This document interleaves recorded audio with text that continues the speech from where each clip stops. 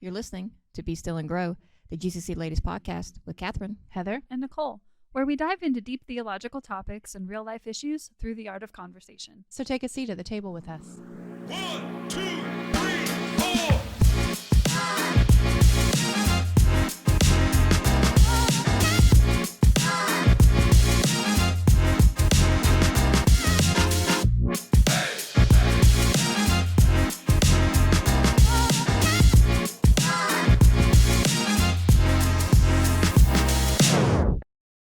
Well, hello, and welcome to the Be Still and Grow podcast.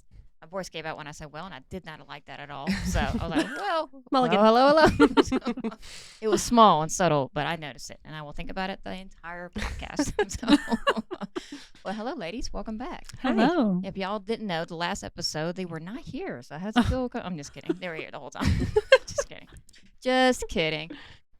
We have two guests on the podcast today. Whoop, whoop. We have Rus and Melissa Reed. Yes. Welcome. Yay.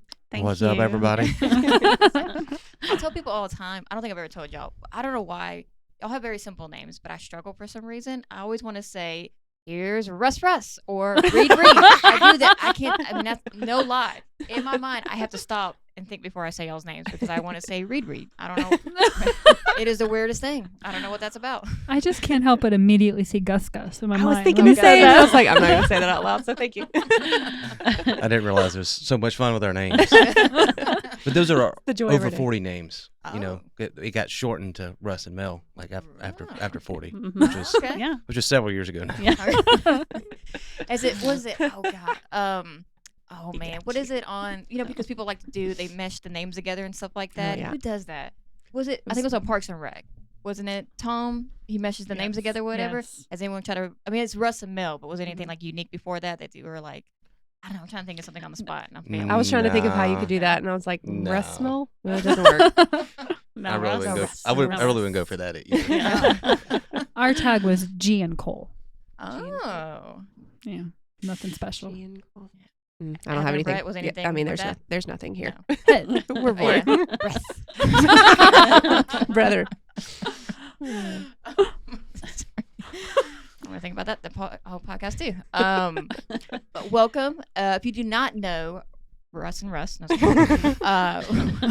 Rus and Melissa, that is a shame. You should know them because they're pretty fantastic. And Yes. so, Rus is the head of the men's ministry here at church. He also serves a guest ministries, and so I think, do you do greeting or just security for guest services? Both. Yeah, Both. Okay, cool.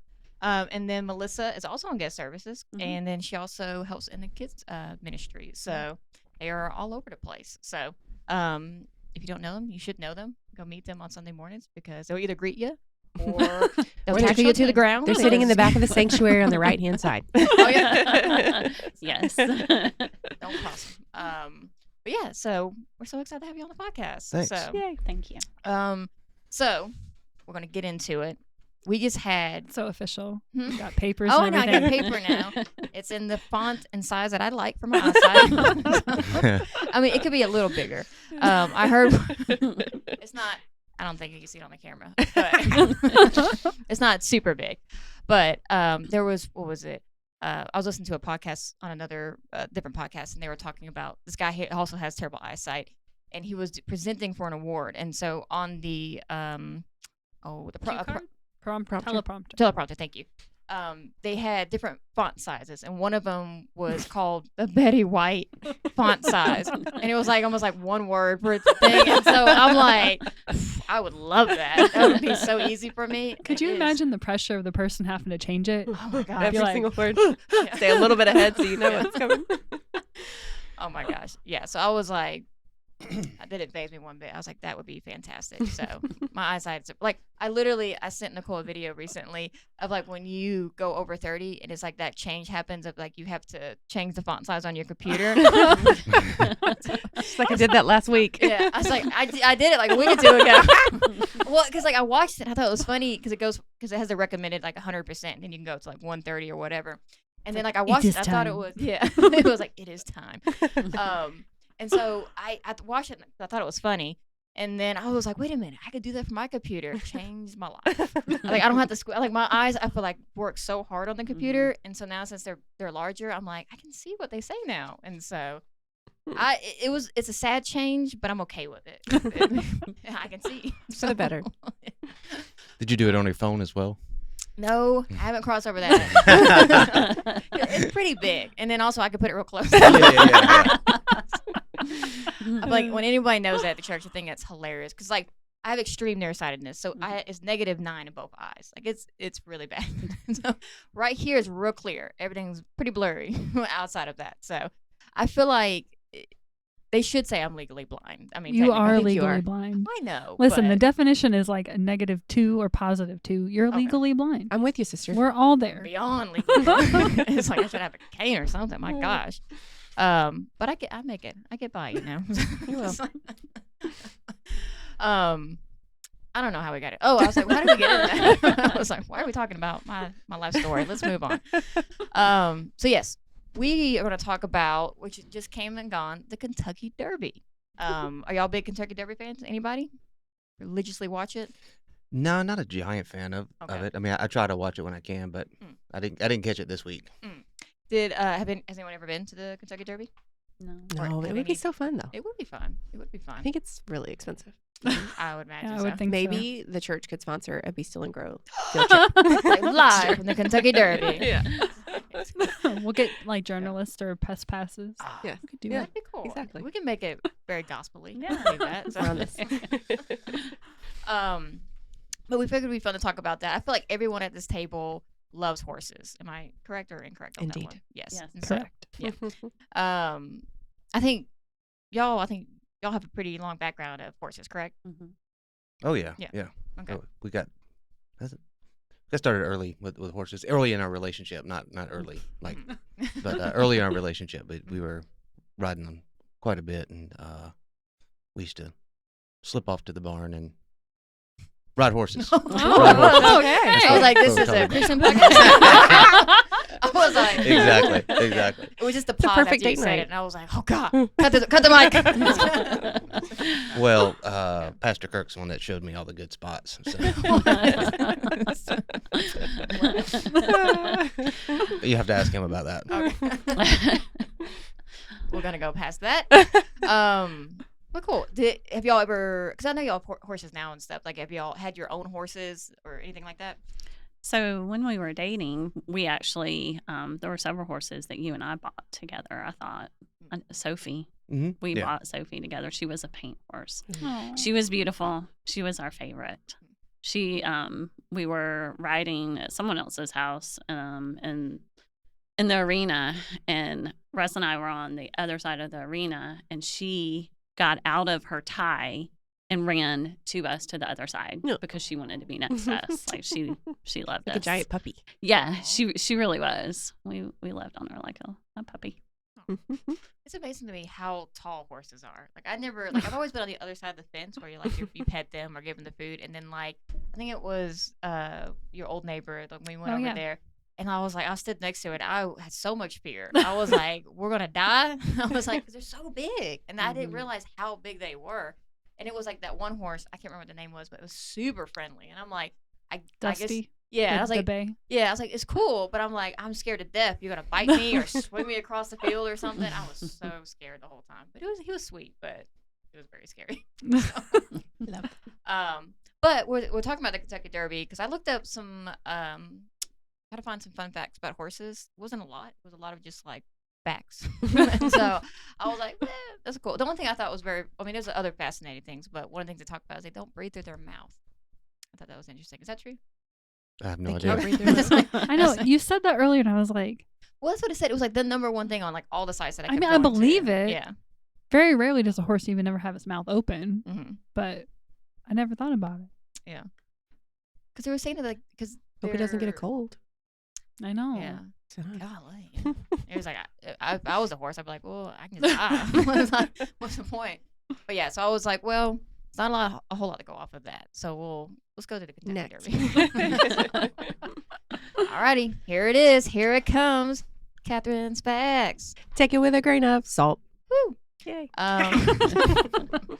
Because where do these facts come from, Catherine? They come from Friendly Google, Mhm. and so I like to pick the first one with the sponsored ad on it, the one with all the cookies. Yeah, the one that pays the most to be at the Yes. top. I want that one. So, as we say with them all, this might nothing be true, or it could be. I think it's true. I like to believe Google. We'll see. They make the world happen. Are we branding for them now? Google. Making the world happen. Yeah. Alrighty. Well, I do have to look. I was trying to read it from farther away, and I'm like, what is that word? What is it? 19? What? Okay. So a couple facts. Number one, 19 past winners have had names beginning with the letter S, including, I'm going to butcher the name. Was it Secretariat? Secretariat, yes. Seabiscuit. Yeah. That's all I know. I was like, wow. Hey, I'm you gonna were, name them all. you were on a roll. Yes. I was like, it's about to be an epic. The two that had movies. But that's very interesting. I wonder if they have horses, do they like try to have that S in there or whatever, or like not do that? They want to be different. I mean, now knowing this fact, Yeah. I would do it. Right. It's going to make us lucky. Yeah. Luckies. Gotta have that S in there. Slucky. What? Move on. Well, supposed to be the beginning. I Like, said last. Slucky. Oh. Or sucky. Anyway. Moving on. I thought this was very interesting. So the amount of food consumed at the Derby is pretty astounding, the words of Google. On average, spectators will eat 142,000 hot dogs. What? 18,000 Makes me barbecue sick. sandwiches, 13,800 pounds of beef, 32,400 jumbo shrimp. I like that. Could go with that one. 9,000 scallops, 8,000 pounds of potatoes, 30,000 cookies, and 300,000 strawberries. How many people go to this thing? Why is there 300,000 strawberries eaten? Strawberry shortcake? Oh, Oh. that's not true. Hmm. It's a Chocolate covered springtime Google dessert. didn't say it, ma'am. Only Google facts. That's crazy to me. I don't know why. That's a lot of food. Also, 30,000 cookies. 30,000 I cookies. could get down on that. How many people go? That's my question. I That's think a lot I of think food. the highest one I think I read was like 170,000 attendants. Oh, I'm that's like, like what 3 the strawberries heck? per person. Yeah. That's a lot of rationing Depends right on- there. You've already had 3. No. Yeah. To me, it's like, does everybody eat at the Kentucky Derby? They don't bring like a picnic, like a packed lunch. Probably not allowed. Little paper bag. Yeah, it's like you will eat the And strawberries. tailgating at the Kentucky Derby. I don't know. I mean, they Might be they too dress proper. very fancy. Yeah, I was about to so- say, I think it's a fancy thing. Yeah. Like they all have the hats and the dresses, and even the guys dress up. Oh yeah. Like this is a horse race. I've not been to a horse race. We've been to rodeos. Yes, those are fun. but not I used to, races. so before we moved to Georgia, I lived in Oldsmar, Florida, which is a little small city between Tampa and Clearwater. And we had the Tampa Bay Downs, which is, it's not one of like the Man Preakness or whatever, but it is a pretty popular horse track. So we would go and watch the horses race. And I feel like in Florida, the season for racing is only between December and May because it gets so hot so fast and so long. But like April, May come around, it's like, them horses are soaking wet after they run. But it's a lot of fun. Mm-hmm. That'd be fun. I'll go to that one. I wonder if they have strawberries at that one. Yeah. No? I have never eaten there. I'm sure that they have some kind of cafe or restaurant or something, but I do not pay the money to go to the club inside and just stay down. Ain't that fancy. No. I'll be down for the barbecue sandwiches and potatoes. Yeah, the hot dogs throw Shocking. me. Because like I That's a feel lot of like hot dogs. most That's a lot of hot people I know in my life would be like, I will never choose a hot dog. Especially my fancy dress and my fancy hat. Right? How devastating. Like you spent all that time getting your outfit ready. And then then you you eat a hot get there. I'll be like, dang nabbit. I'd be so Ketchup and relish right down the front I'd every be time. livid. I'd be like, Do they give out bibs? they might. That'd be cool. Yeah. Like the Kentucky Derby bib. Dib. Oh my goodness. So the traditional drink, does anybody know what the traditional drink of the Derby is it's an alcoholic drink. FYI, to narrow it Mint down. julep. Woohoo! She got it. Well, okay. Wow. I'm so used to everybody getting questions wrong. Game's over. Well, good job. Look at See? hey. She just won the podcast. Yep. Yeah, Aw. we're done. Which That one was- win? Sticker. Mint julep. I was like, here it is. I was Yeah. like, surely it's bourbon. oh, No? that's a good guess though. That's Mm, yeah, Kentucky Kentucky bourbon. bourbon. Yeah. That is correct. It is the mint julep, and 120,000 are said to be consumed at the race each year. That's a lot. What's a in lot. a mint julep? Mint Mint.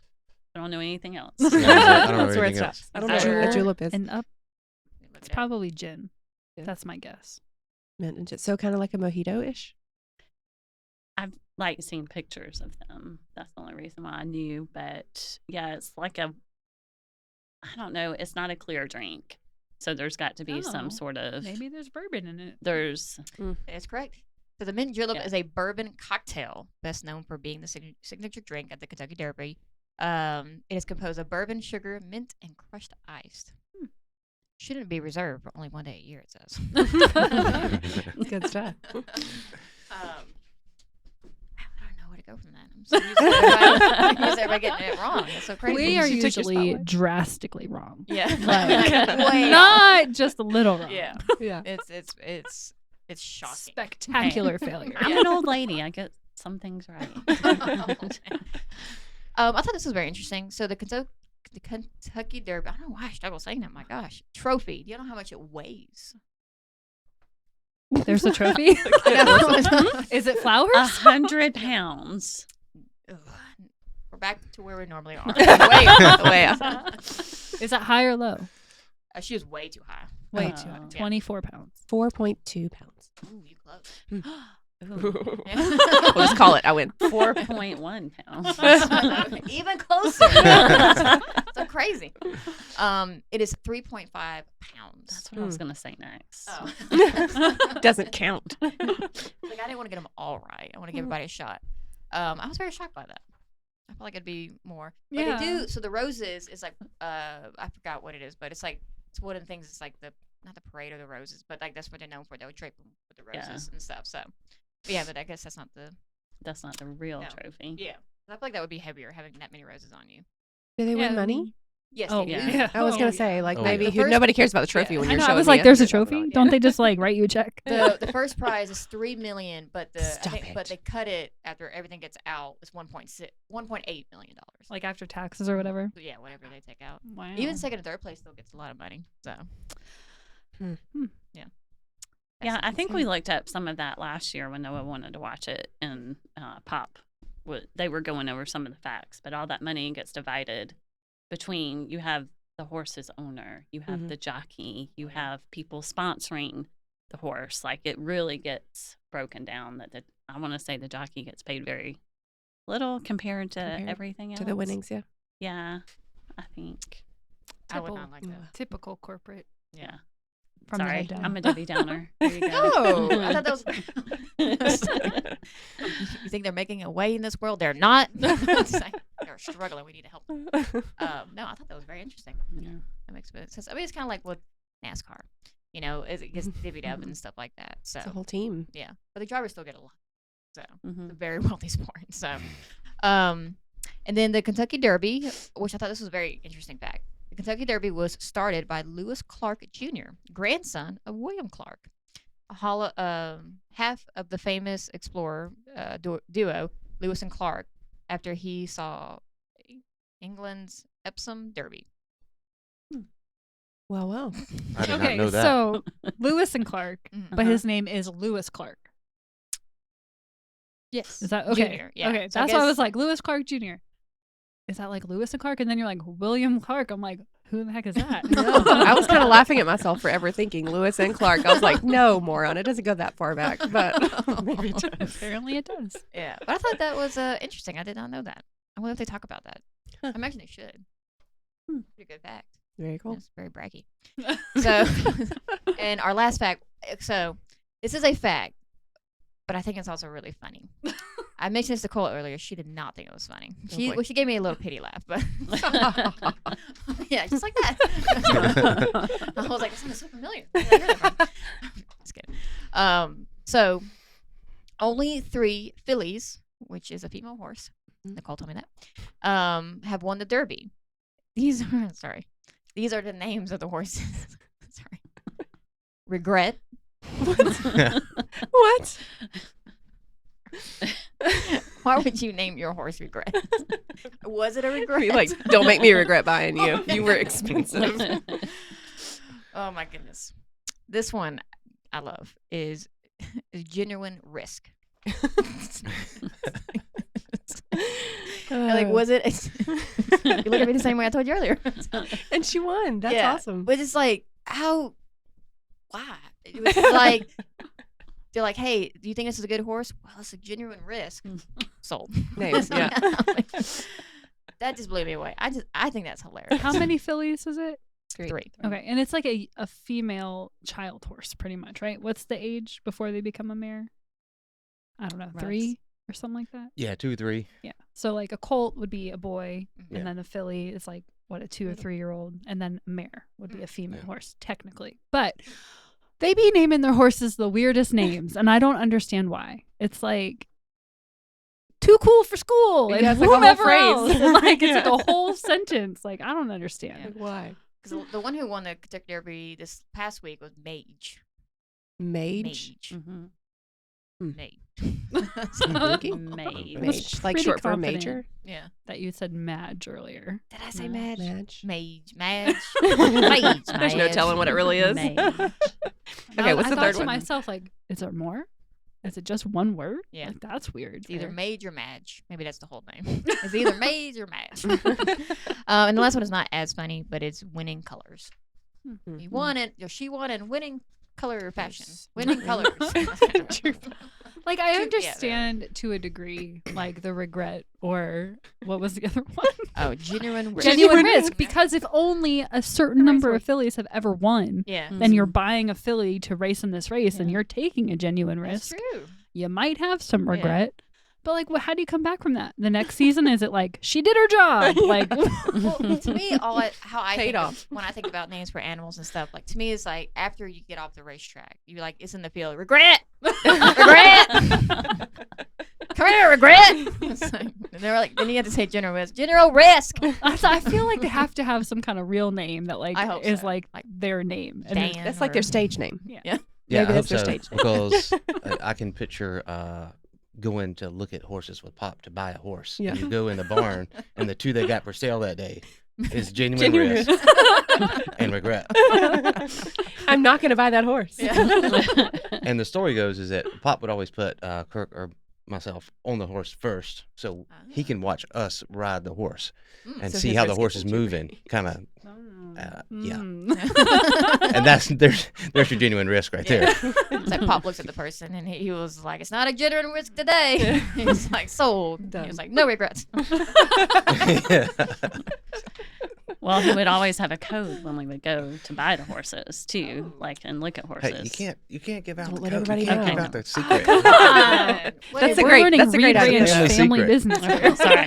That's the family secret. Okay, family secret. And Sorry. he's like, you leave, you immediately get a text from Kirk, like, you're out of the circle.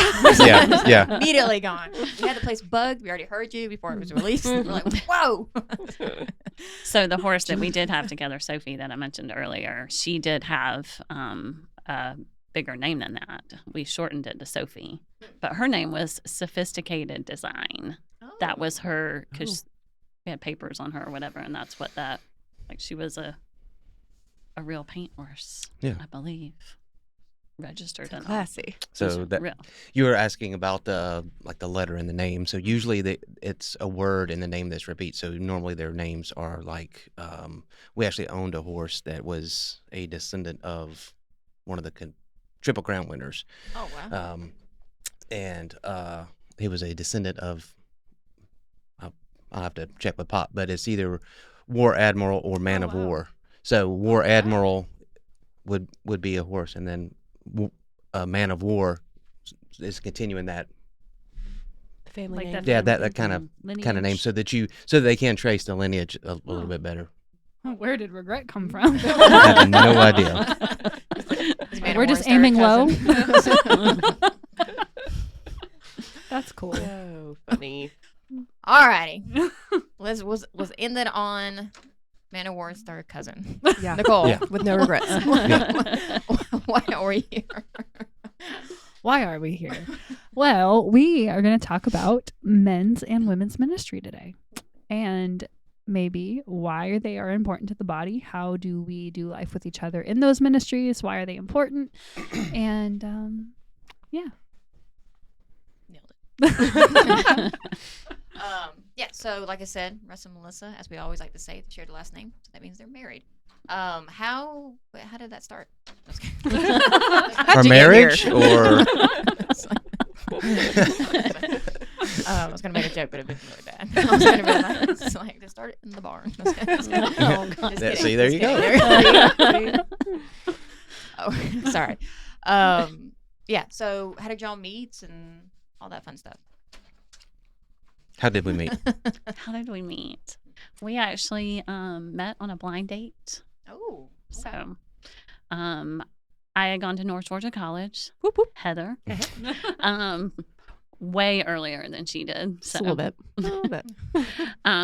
but one of my friends that I went to North Georgia College with, she ended up moving on and going to Atlanta Christian College, and met her husband there. And her husband was a youth pastor at the church that Rus was going to at the time. And so they thought that Rus and I would make a good match. Should I tell them the other part? I've been very open so far. We went on a blind date with them, and we didn't go out with them ever again. Oh. Not really on purpose. It just sort of worked out that way. Yeah. But I was living up on the north side of town. I was living in Alpharetta, actually. So it was kind of a long drive for him. But after dating for about a year, I decided to look for a job down here teaching. Well, down here over in Henry County teaching. And we dated for 5 years, and he finally asked me to marry him. Yeah, see, there's the story right there. Yeah, that's the story you need to ask her about finally. Well, about 2 years in, we knew we loved each other. Like, we were sticking around. The family likes me. And It's a win. yeah. So I asked him, because we had talked about it. I was like, when are we getting married? So this was 2 years in. It's like, soon. I said, okay. And I got excited. And then a year passed. I'm like, wait a Let's minute. define soon. That's not my definition of soon. So Mine was a little bit different, apparently. another year passed, and it was still not happening yet. And there was one day I was just crying on a balcony. I was like, when is this going to happen? And it ended up being that night. Oh, wow. Surprise. You had to see how far he could push you. He found it. Yeah. I was just waiting. You were waiting Yeah, for me just to waiting on break. you to break. So that's how it happened. That's awesome. That's awesome. So like I said, we're talking about men's. Like Nicole said, we're talking about men's and women's ministry, and so I feel like men's and women's ministries here at the church are kind of new, I would say. But like I know now you're leading that, Rus. So how did that get started? Like when did the passion for the men's ministry start, and then like what made you to like I really feel like I need to step up and then make this happen at GCC? Can I throw you a curveball first? Sure. I know there's your podcast, but if I could sort of just for a minute, I would want to be clear, because if we're talking about men's and women's ministries, there's a lot of confusion, a lot of misunderstanding, and a lot of controversy, frankly, when you start talking about men's this, women's that. And so I want to be clear on a couple things, and that's I believe, and Gospel Community Church believes, that men are created to be men and women are created to be women. And there's also specific roles that they're created for, that God has created us to live those roles out. And along with that, though, I think there's a couple things that it doesn't mean. It doesn't mean that, we should, anybody that's questioning this sort of thing, having questions about gender identity or roles of men and women or any of those things, it doesn't mean that we automatically just excommunicate that person and just kick them out of the church immediately. And it also doesn't mean that because we are going to talk today about men's and women's ministries, it doesn't mean that the roles of men and the roles of women, that one is at the expense of the other, or that God has created them to coexist in such a way that they work together. So even though a man might be called to lead his wife in a certain area, that doesn't at all mean that he's somehow over her in some kind of way. And she's not subjected to him in that kind of way. But I just want to be clear from the start that we do believe that there are specific roles for men and for women, and I know that there is a lot of confusion out there on that, so I wanted to kind of clearly define that. Yeah, absolutely. Thank you for doing that. Yeah. So, don't was it fastball to you? Yeah. Yeah. Yeah. So what got me going? Yeah. Well, there's an easy answer and a little bit more complicated answer. The easy answer is just, look around.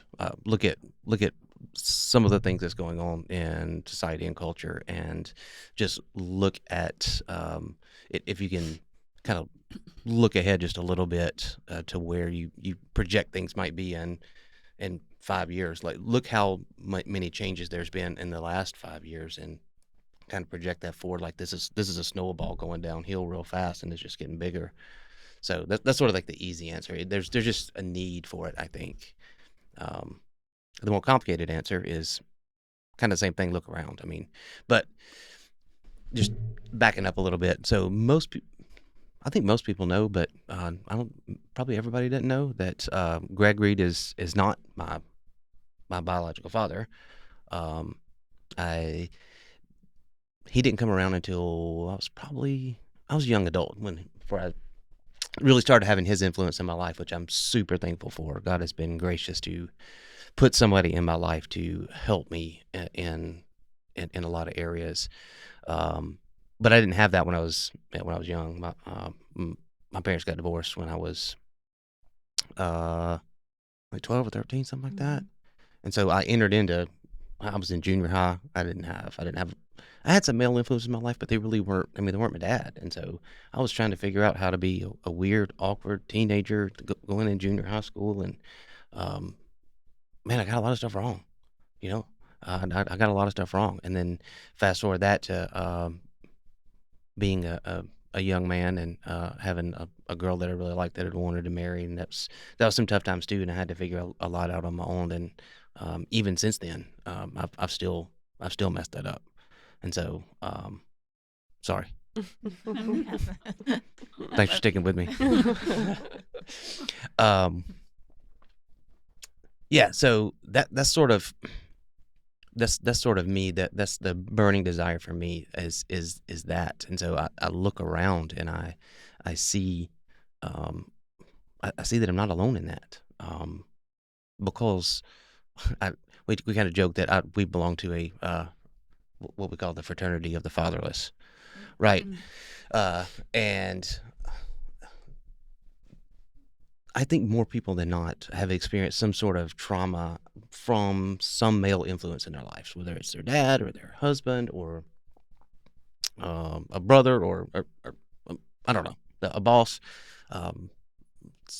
Most everybody, even if like in society and culture, I think it's that way. I think it's even greater in the church for some reason. I think that there are a lot of people in the church that have serious trauma from some male that had some kind of influence in their life.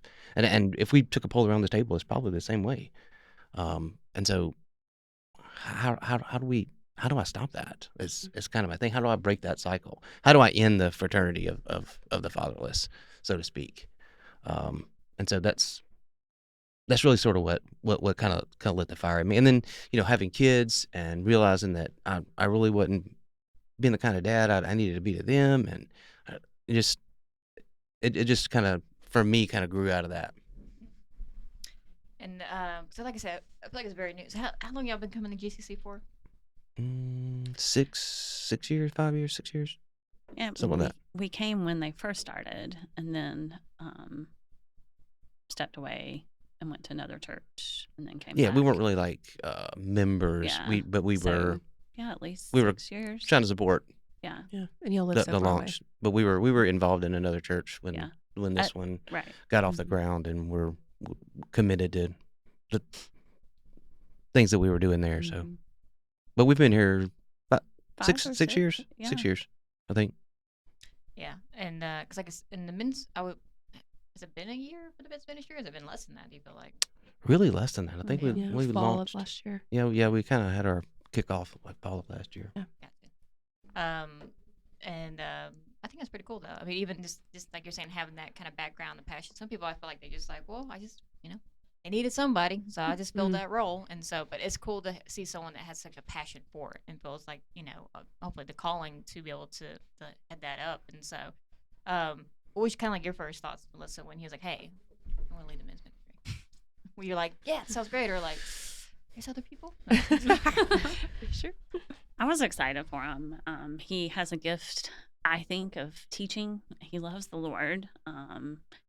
He's always been involved since I've known him with teaching. When we were dating, he was teaching youth.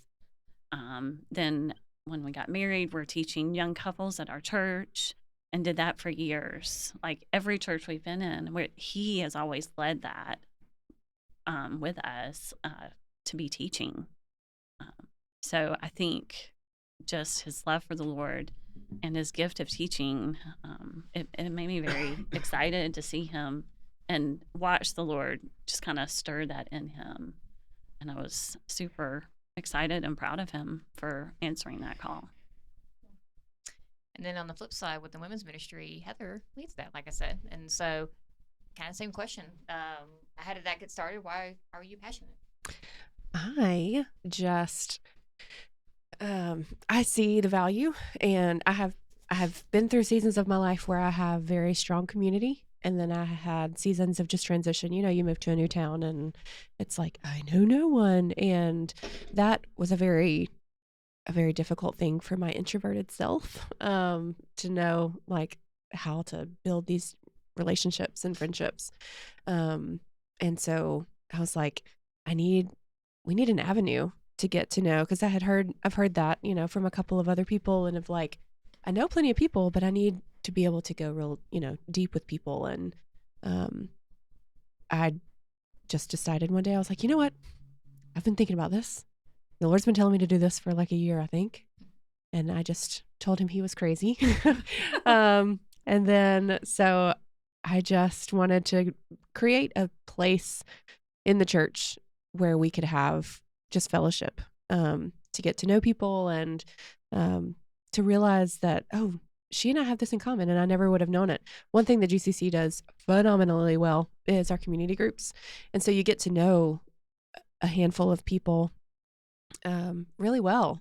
But I wanted more opportunity outside of the community groups, because, as we're a growing church, there's so many other ladies that I could just learn so much from, or relate to, or even pour into also. And so I just wanted the opportunities to be able to just connect with those ladies, and connect ladies with ladies, friendships, and that sisterhood that we really need to thrive in life and in our spiritual walks.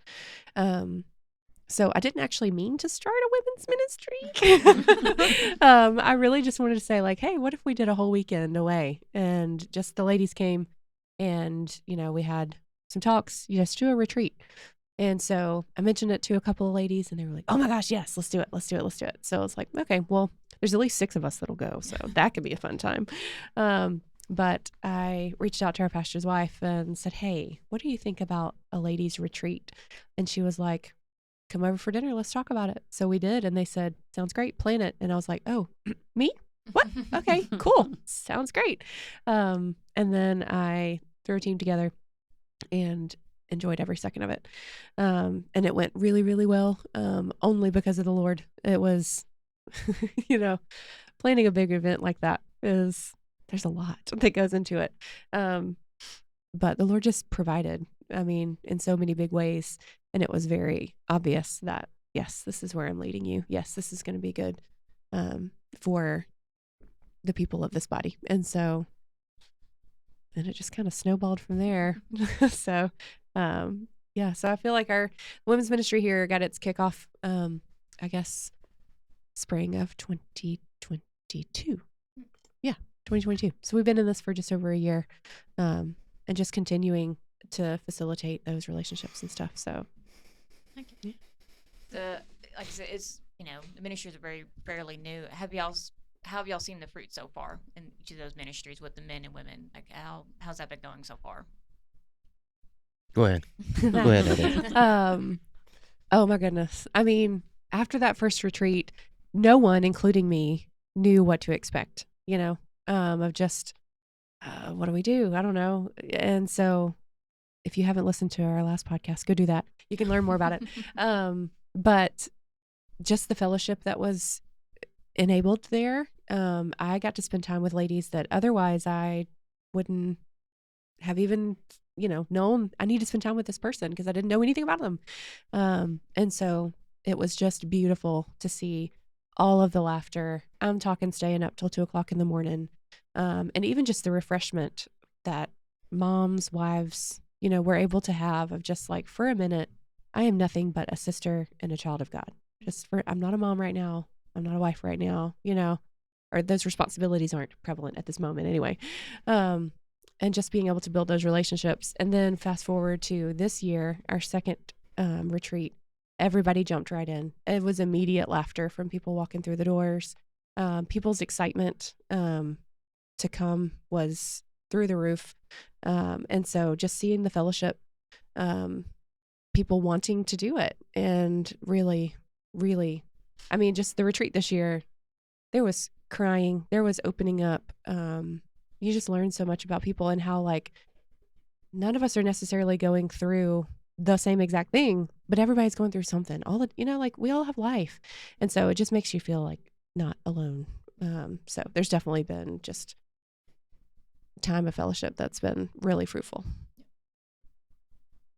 Yeah. So for us, we've only had a couple events. So, I see relationships starting to develop and men stepping into certain places in other areas of other men's lives, which is really important. It's really kind of what we want to do. So that's kind of some of the goals that we are striving towards. Because I'm not anybody's savior. Heather, you're not anybody's savior either. You don't want we can't save anybody, right? And there's only one person that can do that, right? But even if we have guys that their marriages are bad or they need help with their kids, I can get up there and give them 6 ways to have a happier marriage, right? But that's not going to save the marriage. It's that they can get the same thing from Oprah, right? Well, yeah. Right. And it would help. Our marriage would be better if we did that. Not ours. Not ours. So other people's. Other people's. Other people's kids would be better too. But what I see and what I have seen and I'm seeing and I want to see more of is men stepping into the roles that they're called into and really sacrificially leading from a place of sacrifice, like sacrificially laying themselves at the foot of the cross every day for their wives, for their kids, for their church, for their community. And and just imagine what that would be like if everybody did that. Absolutely. Yeah. So how do y'all feel, what is the importance of even having men's and women's ministry in the churches? For us, I feel, for everybody, the biggest thing that I have noticed that I love is everybody's realizing that they're not alone. And loneliness is so, so prevalent in the world today. because we can hide behind social media, we can hide and we can retreat and we can just stay alone and think that we're the only one with this horrible life, or we're the only one going through this and that, and we're the only ones, and you're just not. And so it's been really beautiful to be able to see people going through stuff together, and that we're able to lock arms in this battle of life and just walk through this together, and keep pointing each other towards the cross, keep praying for each other. So yeah, just doing this together. Yeah, pretty much the same thing. You know, men tend to want to have the appearance of they don't need anybody. But the reality is that if you got them one-on-one and you really ask them some of the things that men that they were really troubled with, loneliness would be one of the main things. And so to provide an opportunity for guys to meet other guys to, hey, well, I'm more like this guy than I thought I was, and he has similar interests, or this guy is going through the same exact thing that I went through, and he can help me. It's those sorts of things that I'm looking forward to. I think it's important. Have y'all? I mean, I'm trying to think. I feel like you were saying, like, I feel like you get to kind of identify the struggles that men and women are going through, and I feel like when they get to have those ministries, you really get to highlight those things and really help in those times and such. So, I imagine there's been probably lots of fruit of just because it's always great having like family events and everybody all coming together, but there is something about having those individual splits, and so where men who don't normally get to hang out with each other are now having that time to talk and be open and such, and so 'cause it's kind of hard to do that at the big outing picnic with everybody and stuff, and so I think it creates those opportunities where, like y'all are saying, that they can know those struggles, they can know those things, and so I think that's so incredible and beautiful, and so how does one create that? How does one kind of create for anyone who has a church and they're like, well, we don't have a men's and women's ministry, we're wanting one, we don't know how to start. Like, how do you? My biggest thing is like, how do you have a healthy ministry? And so, and what things, in a sense, can make it unhealthy?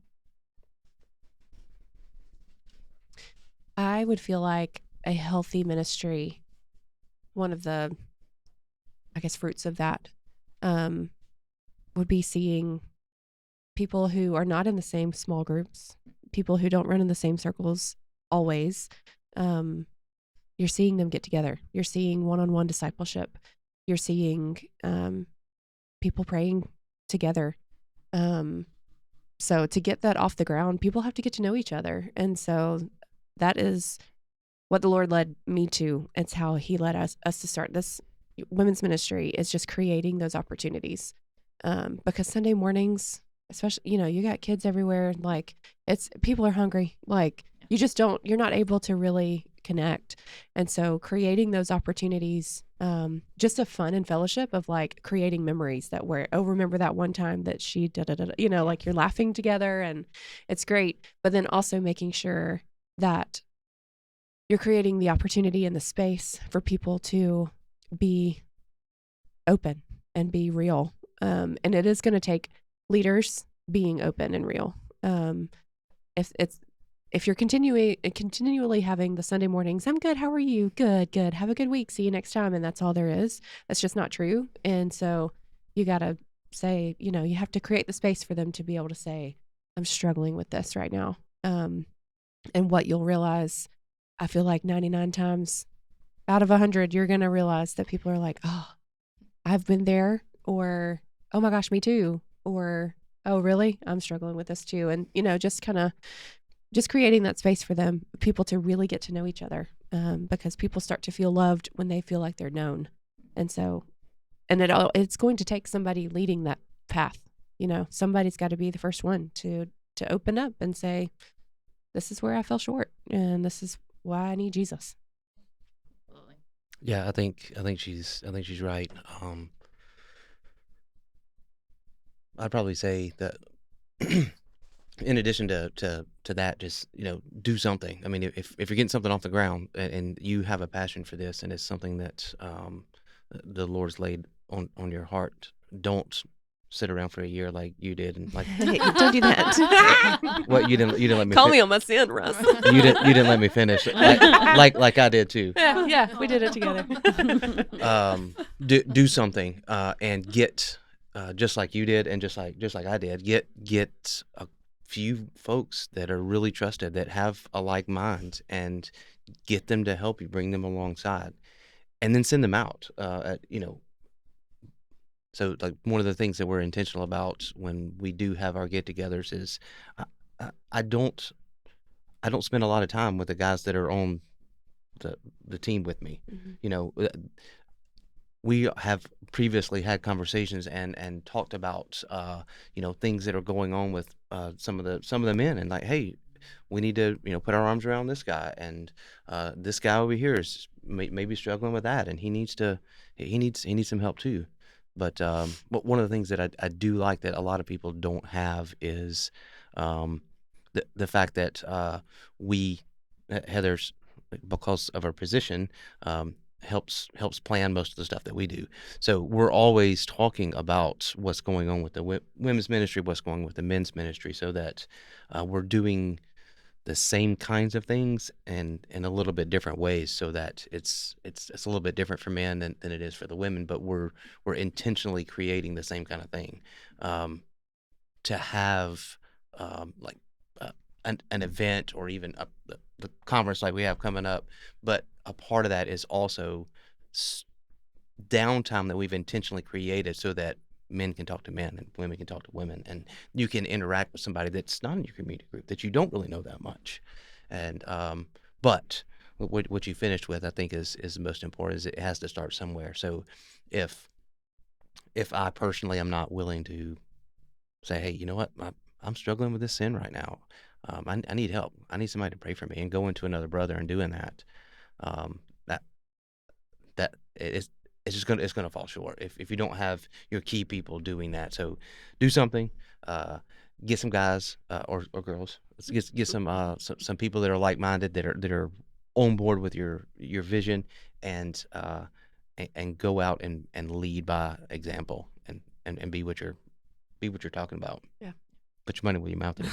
Yeah, sure. That's Mom always awesome. said. I think that like for me, coming out of a very different church background than most of the people at GCC, it is always so encouraging to see the faithfulness to the gospel, and how everything that our church does is really surrounded with, focused on, and rooted in Jesus being glorified and the gospel being preached. And I think that men's and women's ministries that are super large scale, and like, parachurch ministries, or maybe coming out of churches that have really wonky theology, get it wrong when they just have like come to this women's event, you're a jewel in the crown of the Lord, or come to this men's event and learn how to be an armor bearer, like all of these things. And it's like, I love the raw simplicity of get some people, share the gospel, and live life with each other. Because like you guys are right, loneliness is such a thing. And I think if anything, I mean, so much good and so much bad has come out of pandemic time, I think, in our lifetime. But if there is anything that has been beneficial,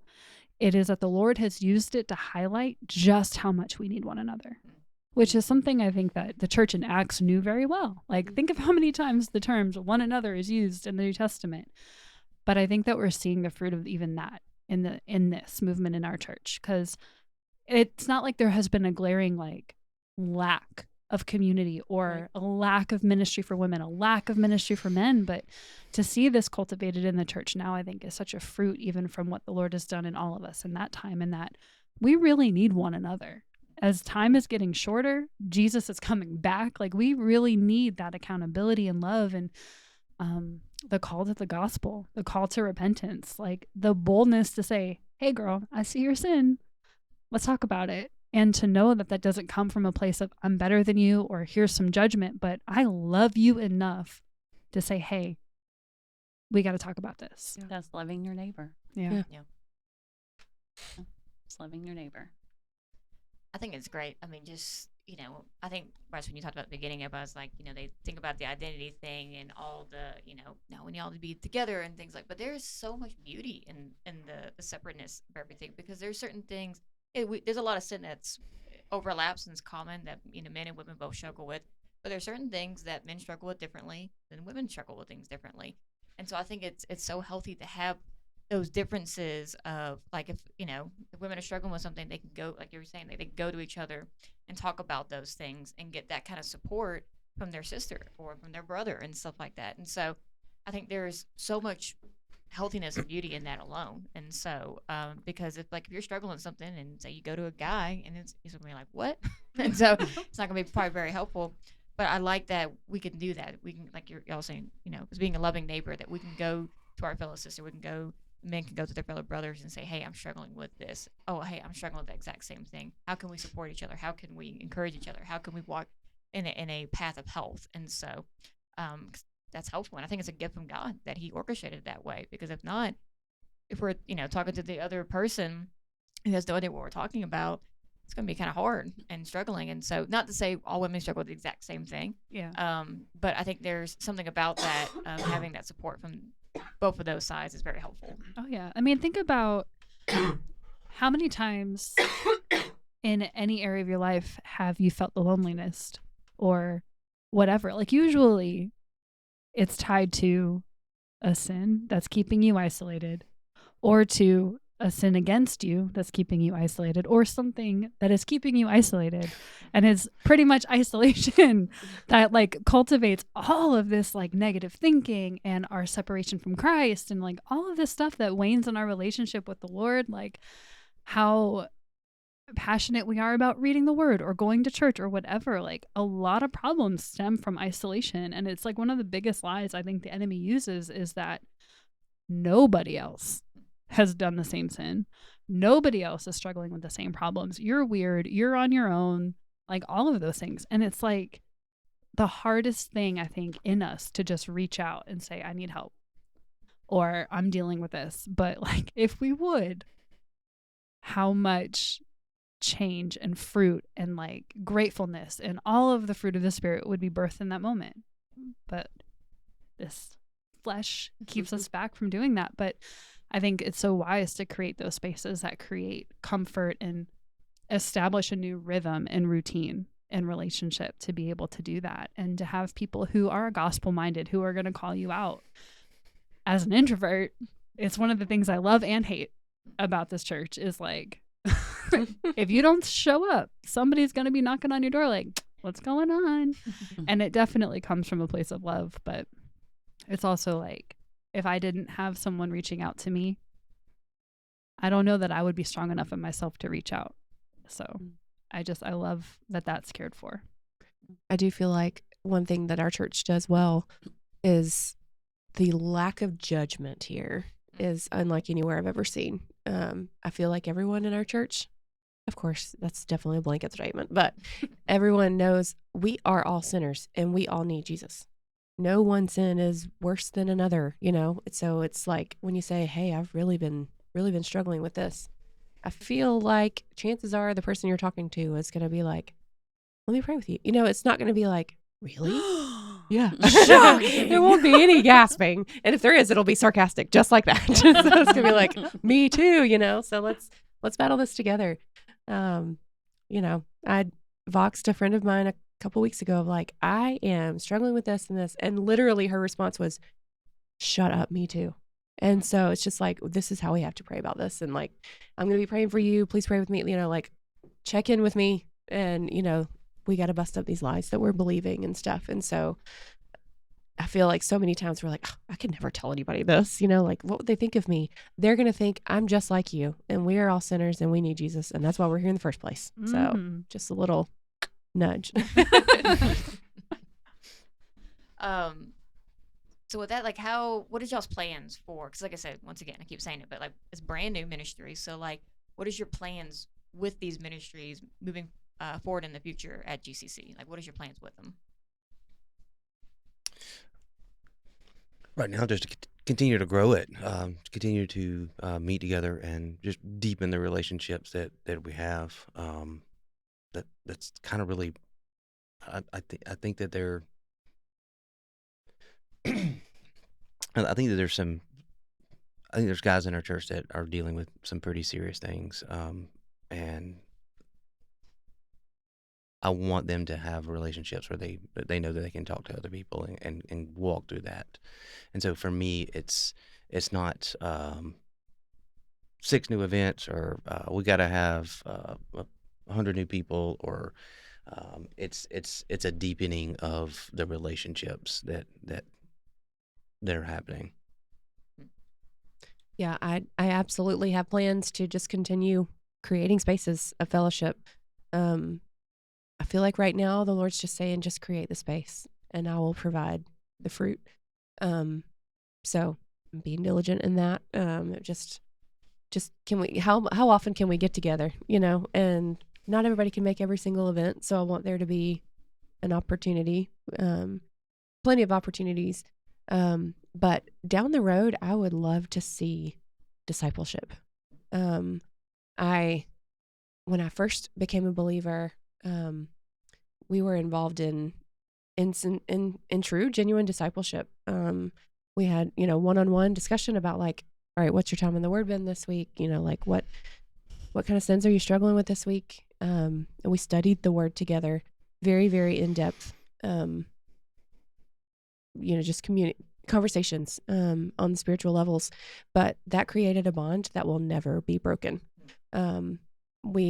That group and I have lived in separate states for, I guess 11 or 12 years now, and we are all still best friends.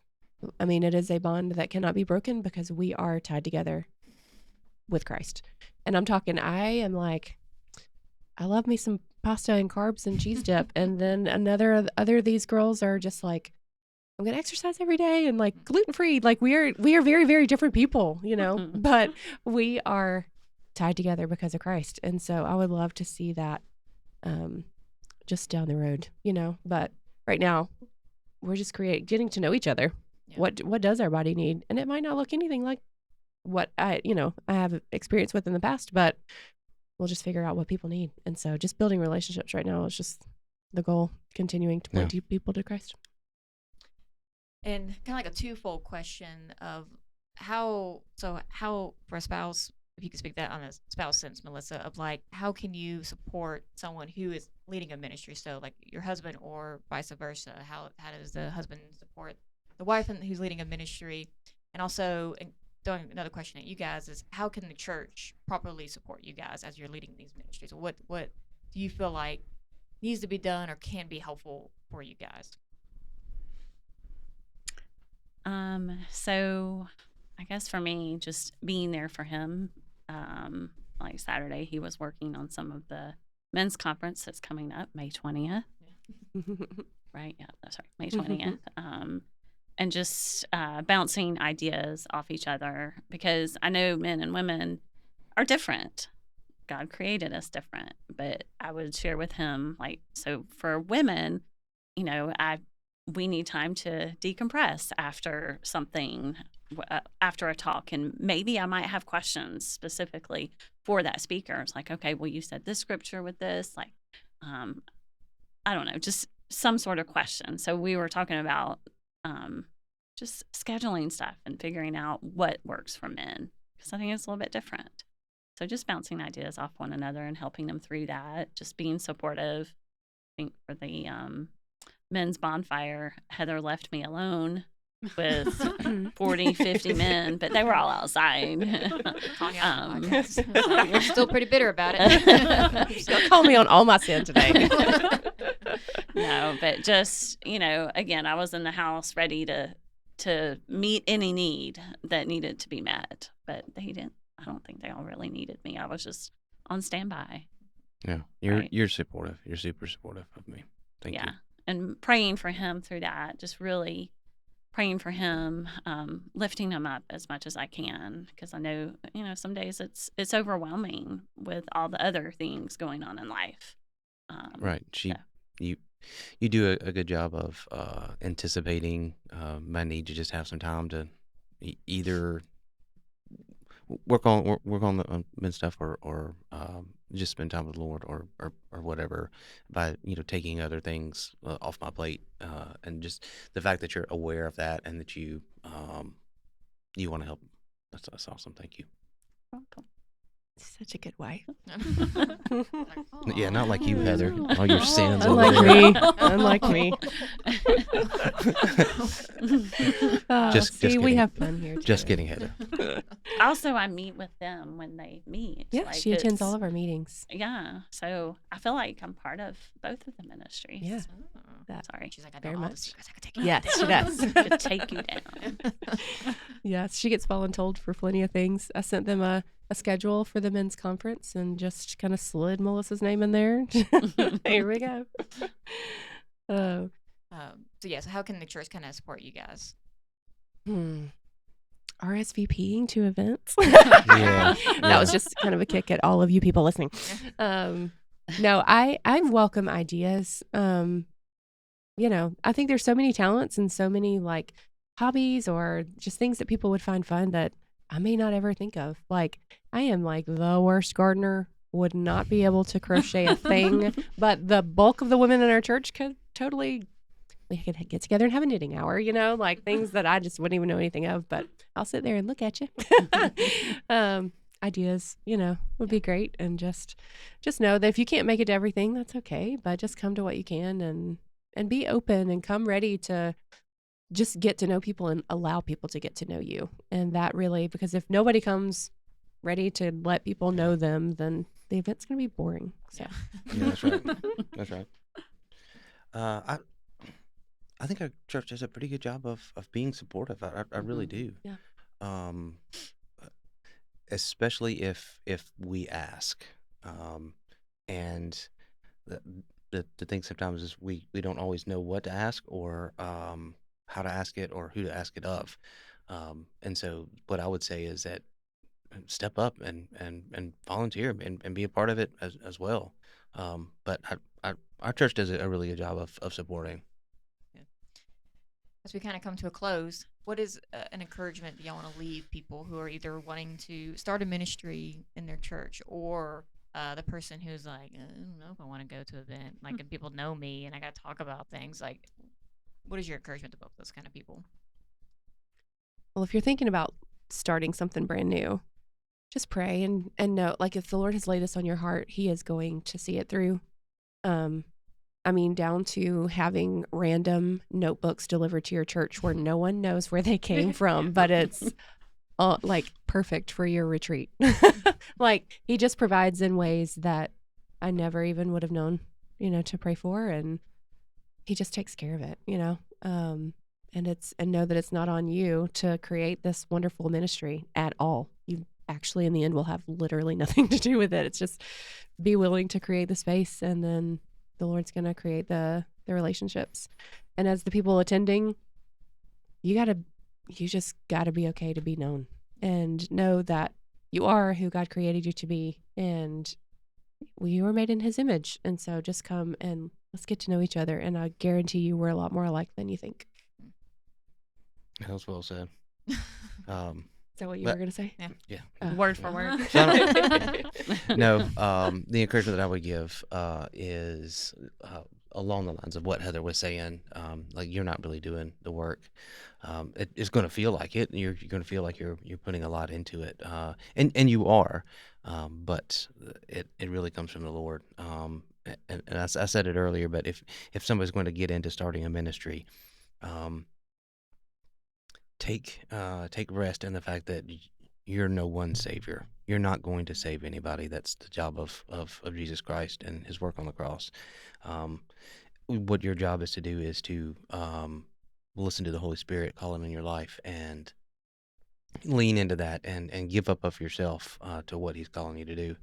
And know ahead of time that when you do, there will be attacks on you. And be prepared for that. Yeah. Because it happens. Yeah. Another reason to have people in your life. Yeah. Just saying. Absolutely. Well, thank y'all for coming on the podcast today.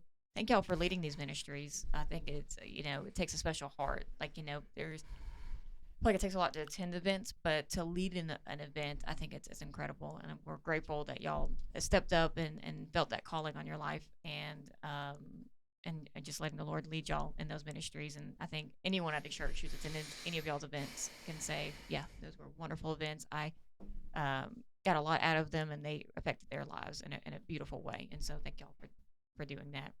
As we say with every podcast, we hope that this is a help to you. If you have any questions that you're wanting to start a ministry, or questions about attending any events or anything that has to do with men's and women's ministries, we have a wonderful email address. Our email address is bestillandgrowpodcast@gmail.com, but you can always find information on the men's and women's events at gospelcc.com. Ooh, Mhm. new plug. Hey. Gotta remember that. Don't forget it. 'Cause I will. But yes, please do that. We would love to be of any kind of help to you whatsoever. So, as always, we love you guys. Mr. Russ, will you pray us out? I will. Yeah. Hang on. I got to be proper Southern. Oh, okay. You can take his hat off. There you go. Come on. Dear Lord, thank you for the people in this room that give of their time regularly to come and talk to people like me. For what reason, I don't really know, but they dedicate their time to get your message out there in a different way, and it's great. I'm thankful for it. Lord, as we leave here, I pray for those that are in men's and women's ministries around our area, around our country. That it's vital, I think, in our culture that men step into the roles of being men and women step into the roles of being women, guided by the gospel, guided by what Scripture tells us. And I pray for those that are in those ministries. I pray for clarity. I pray for strength. I pray for wisdom in difficult and confusing times. God, thank you for Gospel Community Church, and thank you for its leaders. Thank you that they support us in what we're doing. We are super thankful that we have a home here and a forever family. God, thank you for all of your grace that you show us every day. Thank you for the new mercies every morning. I don't deserve it. Thank you. In Jesus' name. Amen. Thanks for listening. Please email us at bestillandgrowpodcast@gmail.com with your questions, comments, ideas, and prayer requests. For more content from Gospel Community Church, check out the Training Day podcast, hosted by George Jones This is Catherine. Heather? and Nicole. Join us next time. We'll save you a seat. Till then, Be still and grow.